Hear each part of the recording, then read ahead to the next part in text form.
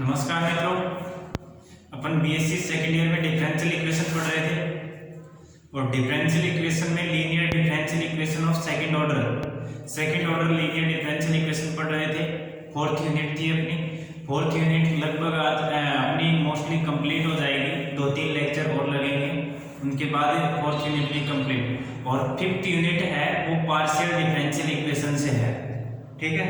तो अपन fifth unit अभी नहीं पढ़ेंगे, उसका जब सरकार का कोई फैसला आ जाएगा कि सिलेबस कम किया है या नहीं किया है, उसके बाद में अपन लास्ट में देखेंगे फिफ्थ यूनिट को।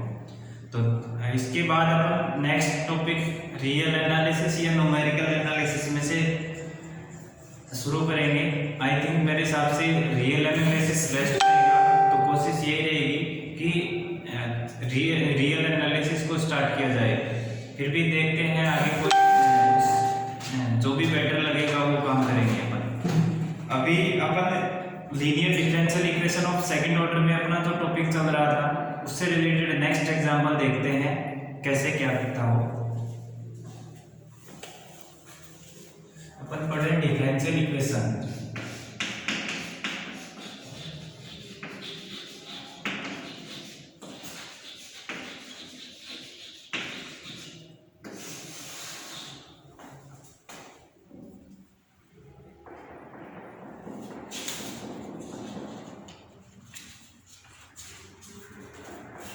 अपना क्वेश्चन है एग्जाम्पल नंबर 5 है, ये कह रहा है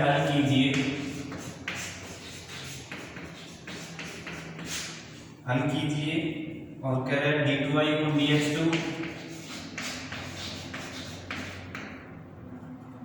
प्लस 1/x की power 1/3 dy by dx plus 1/4 x की पावर 2/3 माइनस 1/6 x की पावर 4/3 माइनस 6/x² y बराबर 0। इसका हल करना है।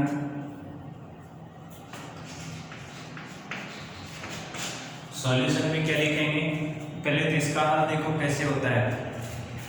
इस जो भी समीकरण दे रखी है इसको नॉर्मल फॉर्म में चेंज करना है, और नॉर्मल फॉर्म क्या होती है, y बराबर u भी इसका एक हल होता है, जहाँ u बराबर होता है e की पावर -1/2 इंटीग्रेशन p dx, ठीक है। p q r आपको पता ही है, p तो होता है d2y dx2 का कोफिशिएंट का गुणा, और q होता है dy dx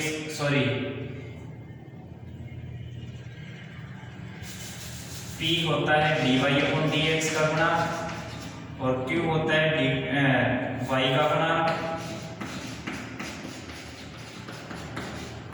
और r होता है राइट साइड में जो है वो, ठीक है।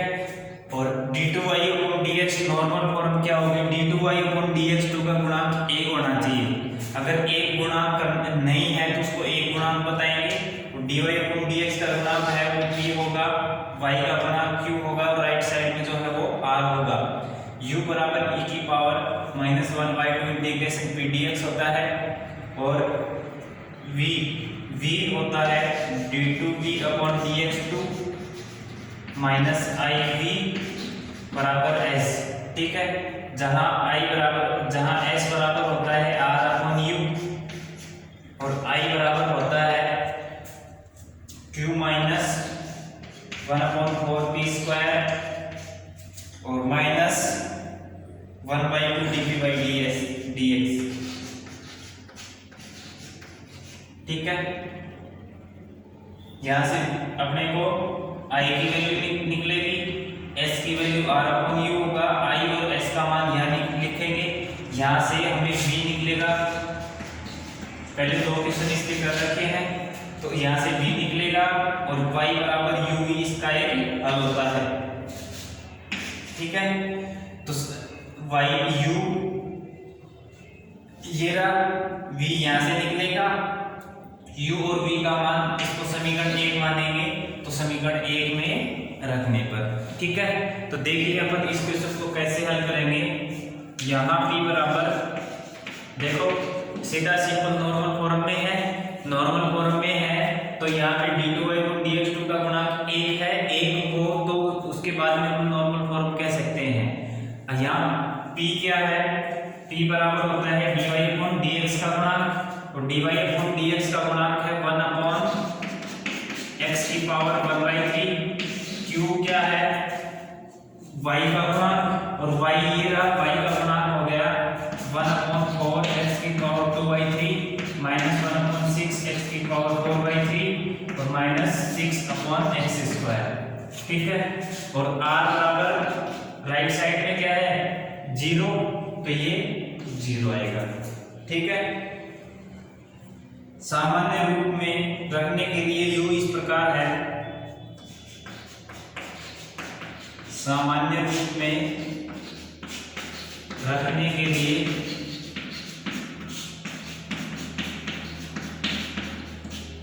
u इस प्रकार है कि u बराबर e की पावर -1/2 इंटीग्रेशन pdx, तो u बराबर होगा e की पावर -1/2 इंटीग्रेशन pdx, p क्या है 1/x की पावर 1/3 इंटू dx, और बराबर e की पावर -1/2 इंटीग्रेशन x की पावर -1/3 dx बराबर e की पावर -1/2 और x की पावर -1/3, x की पावर -1/3 प्लस 1 अपॉन -1/3 प्लस 1। ठीक है, बराबर e की पावर -1/2 x की पावर -1/3 प्लस 1, तो -1/3 प्लस 1 3 एलसीएम आएगा, तो -1 प्लस 3 एकम 3 तो 2/3, तो x की पावर 2/3 अपॉन में 2/3 बराबर e की पावर, ये 3 ऊपर जाएगा तो माइनस का 3 और ये 2 × 2 4 और x की पावर 2/3। ठीक है, तो ये अपना u बराबर क्या हो गया e की पावर माइनस का 3/4 x की पावर 2/3। ठीक है, यहाँ तक आ गया होगा समझ में। अब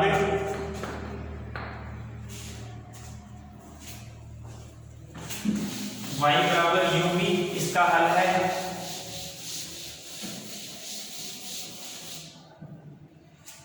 दिए हुए समीकरण में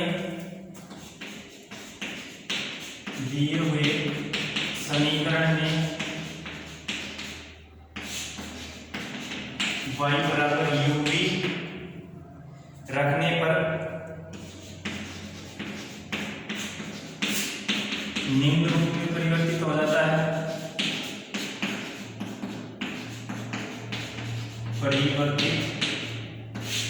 जाता है, ठीक है, और वो निम्न रूप क्या होगा d2v/dx2 माइनस iv बराबर d2v/dx2 और प्लस है ये iv बराबर s, जहां i बराबर होता है q माइनस 1/2p² और माइनस 1/2 dp/dx। ठीक है, और q का मान रखो, यहाँ p का मान रखो, dp/dx का मान रखो। p बराबर तो क्या है अपने पास -1/x की पावर 1/3, p बराबर 1/x की पावर 1/3 और dp/dx बराबर क्या होगा, इसको लिखते हैं x की पावर माइनस का 1/3, तो माइनस का 1/3 x की पावर -1/3 प्लस 1 अपॉन में बराबर -1/3 x की पावर माइनस का 4/3। ठीक है, उपरोक्त मान p q व dp/dx का मान उपरोक्त समीकरण में रखने पर, तो इसमें रखेंगे तो i बराबर तो होगा q का मान क्या है 1/4 की पावर 2/3 माइनस 1/6 x की पावर 4/3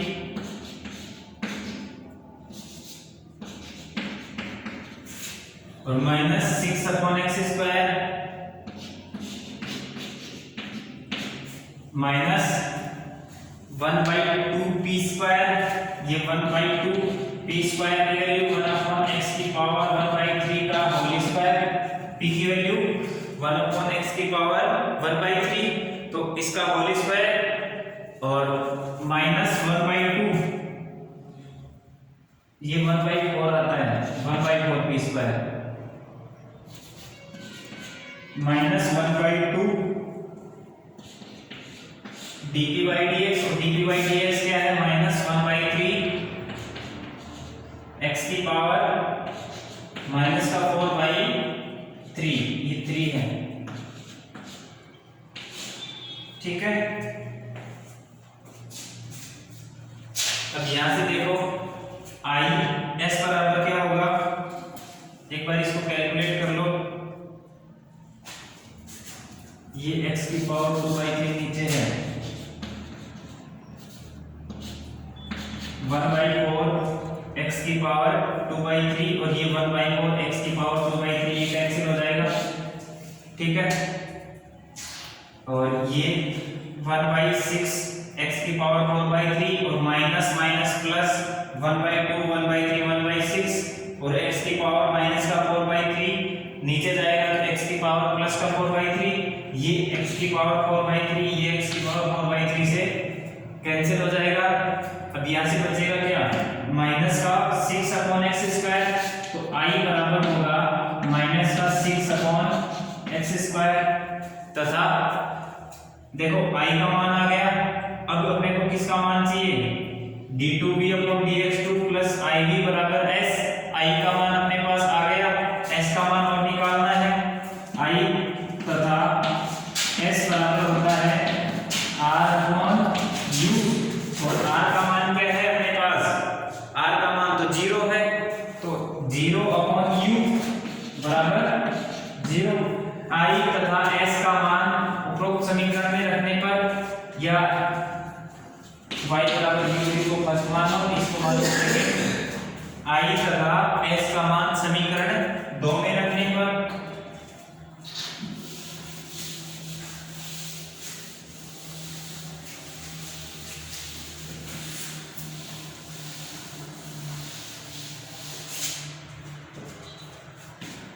i तथा s का मान समीकरण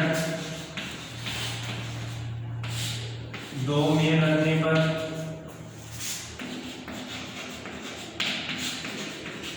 रखेंगे तो d2v/dx2 प्लस i का मान क्या है माइनस 6/x² तो माइनस का 6/x² भी और बराबर x का मान 0 x² से मल्टीप्लाई करा दो x² d2v/dx2 माइनस का 6v बराबर 0। ये तो होता है d-1 यूनिट सेकंड में पढ़ के आए हैं। इसका मान x² d2v/dx2 को d-1 लिखते हैं और x dy/dx को d लिखते हैं तो ये d-1 माइनस का 6 इंटू में v बराबर 0 तो ये होगा d² माइनस का d माइनस 6 बराबर 0। सहायक समीकरण ऑक्सिलरी इक्वेशन, सहायक समीकरण क्या होगी m² माइनस का m माइनस का 6 m² माइनस का 3m और प्लस का 2m माइनस 6 बराबर 0। m कॉमन लो m माइनस 3 प्लस 2 कॉमन लो m माइनस 3 बराबर 0 m माइनस 3 m प्लस 2 बराबर 0 तो m बराबर माइनस का 2 और प्लस का 3 m बराबर माइनस का 2 और प्लस का 3।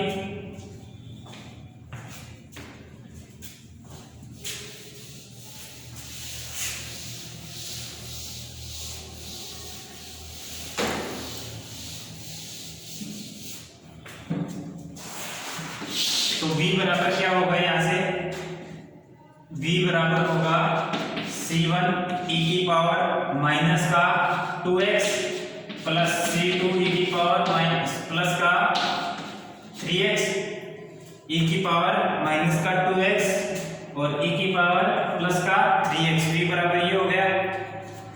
अब u बराबर क्या था, u बराबर मैं देख के लिख देता हूं, e की पावर माइनस का 3/4 x की पावर 2/3। ठीक है, u व v का मान समीकरण 1 में रखने पर u व v का मान समीकरण 1 में रखने पर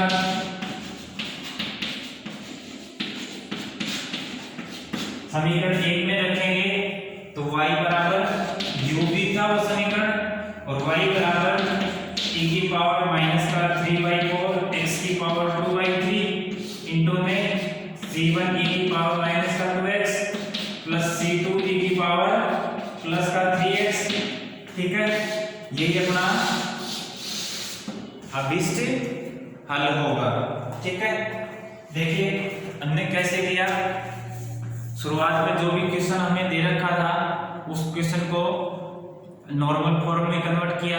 अगर कन्वर्ट नहीं कर रखा है तो उसको नॉर्मल फॉर्म में कन्वर्ट करेंगे। और नॉर्मल फॉर्म क्या होती है, d2y/dx2 का कोफिशिएंट 1, dy/dx का कोफिशिएंट p और y का कोफिशिएंट q और इक्वल टू r। ठीक है, तो हमें अगर नॉर्मल फॉर्म में नहीं है तो उसको कन्वर्ट करेंगे, और कन्वर्ट दे रखा है तो सीधा p q r लिखेंगे। हमें यहाँ सीधा p नॉर्मल फॉर्म में दे रखा था तो सीधा p q r लिखा, और उसके बाद में u बराबर निकाला। u बराबर क्या होता है, e की पावर में माइनस का 1/2 इंटीग्रेशन p dx।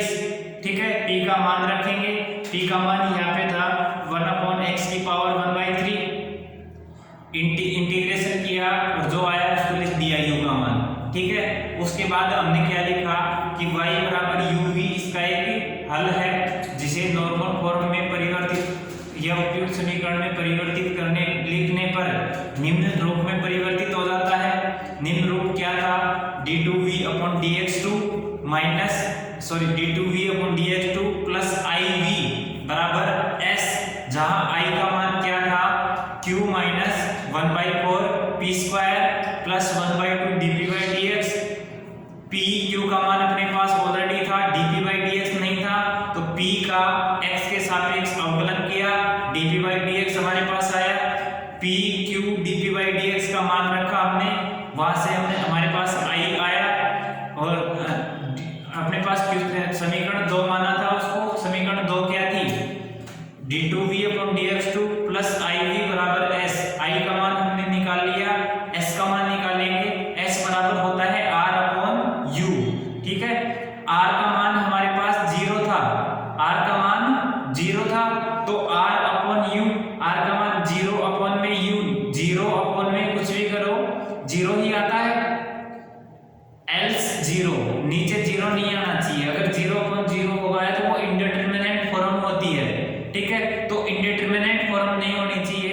0 में समथिंग कुछ भी हो, चाहे नॉन जीरो रियल नंबर कुछ भी हो, 0 में वो हमेशा 0 आता है। तो s का मान अपने पास यहाँ से 0 आ गया था, i का मान आ गया, s का मान आ गया। वो दोनों मान पुट करने पर समीकरण 2 में रखेंगे। समीकरण 2 में रखेंगे तो d2v/dx2 माइनस का 6/x² v बराबर 0। अब यहाँ से देखो x² को गुणा कर दिया, x² गुणा कर दिया, समीकरण पूरी समीकरण में x² गुणा करेंगे तो यहाँ x² नहीं है, तो यहाँ x² माइनस का 6x² कैंसिल हो जाएगा, बराबर 0 × x² 0। तो ये समीकरण आ गई। अब यहाँ अपने पिछली यूनिट में अपन पढ़ के आए हैं, जब x² d2y/dx2 को लिखते हैं dd-1, x dy/dx को लिखते हैं d। अगर x³ d3y/dx³ हो तो उसको लिखते हैं dd-1 d-2। ठीक है, तो हमने पीछे वाली यूनिट्स की सहायता लेते हुए इसको सोल्व किया, और इसको सोल्व करने के लिए लिखा हमने dd-1, और माइनस का v है तो v की जगह केवल 1 लिखेंगे। ठीक है, इंटू में v 0। अब इसको हमने मल्टीप्लाई कर दिया d into D D square और माइनस का d और माइनस का 6 बराबर 0। ये v है इसके साथ में v बराबर 0। ठीक है, अब ये देखो इसकी सहायक समीकरण या ऑक्सिलरी इक्वेशन। ऑक्सिलरी इक्वेशन क्या होती है, d की जगह m पुट करते हैं तो n स्क्वायर माइनस का m माइनस का 6 बराबर 0।